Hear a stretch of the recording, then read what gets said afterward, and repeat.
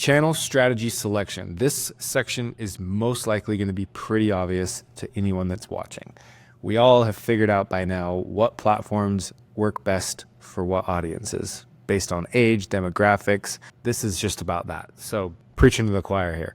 So the audience profiles that we created earlier, we're going to use those personas to determine which platforms we want to focus on. For example, professionals might be on LinkedIn. So if a lot of the times, if we're speaking even business to business, clients that are business to business, a good place is LinkedIn. We have one client called Galileo. They don't have customers. They have other businesses that they bring on. So we target LinkedIn. It's where a lot of business professionals live.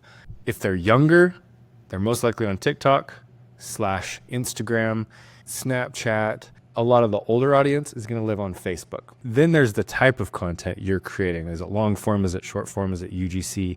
That's going to obviously perform on different platforms. So if it's long content like podcasts, brand content, product walkthroughs, things like that, that's going to do best on YouTube or Vimeo. If it's a social platform, YouTube, and you can also run ads behind that. Short form videos, obviously TikTok, Instagram, Snapchat, things like that. And if you're going into like case studies or thought leaderships, those are going to be best suited for like email newsletters. Still can have videos inside of them, but just playing to your different strengths on different platforms. Something else you want to make sure you talk to your client about is choosing one platform to focus on the most, and then taking content from that and cutting it down, or vice versa, making it longer. So like, let's say we focus on YouTube.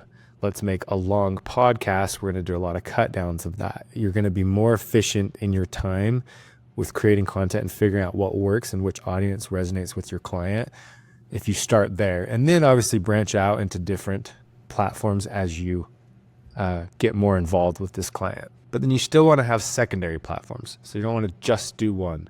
You want to have all these different platforms.